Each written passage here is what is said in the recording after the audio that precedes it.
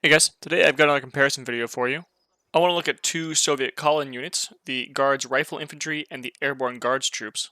Other than having the word Guards in the name, both these units have similar upgrades and share similar roles in the battlefield. More specifically, both of them become potent long-range combat specialists when equipped with the DP light machine gun upgrade. I was actually quite shocked with the results of the testing, and I found out some new information, so please watch through the whole video.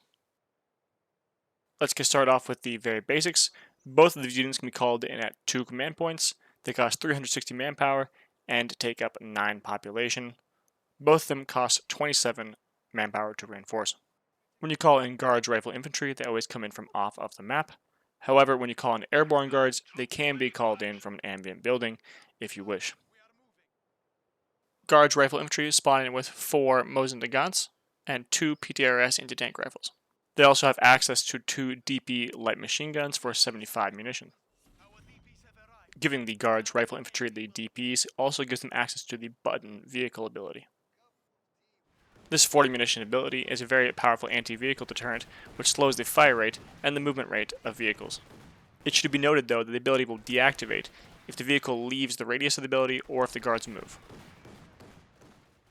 The Guards Airborne troops spawn with 6 SVT rifles and have access to 2 different weapon upgrades. One of them is the Assault Package, which gives them Pepe Shaz and a couple of special abilities. I'm not going to talk about this upgrade because it doesn't compare very well with the Guards Infantry. However, I might do another video about different Soviet close quarters troops. Instead, I'm going to focus on these troops with the DP light machine gun upgrades.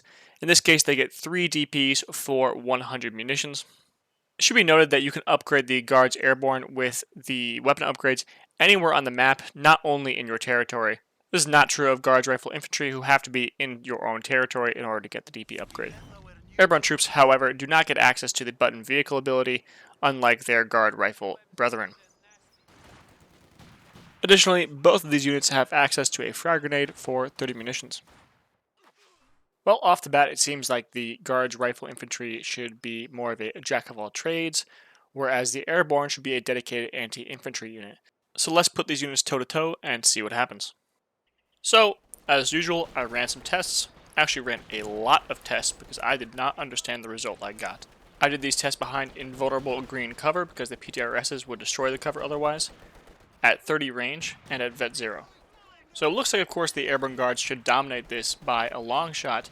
They have the SVTs, which are higher DPS than the Mosin Nagants, and they have 3 of the DP light machine guns, but they lose 75% of engagements against the Guards rifles at long range.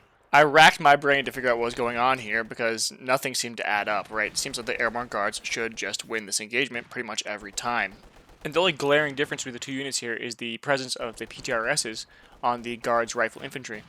So I decided to do a few more tests with the PTRS itself to figure out what exactly was going on here. First of all, I want to say don't confuse the Guard PTRS with the Penal PTRS. The Guard PTRS is much better in many ways.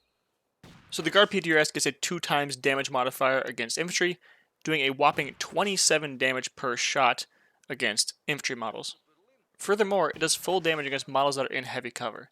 Now, I think this is a bug because I looked at the stats and it should actually do only half damage to models in cover, but for some reason, that's not what's happening. Also, a quick note, if you're shooting a unit behind sandbags, the PTRSs will quickly destroy them, leaving the unit exposed.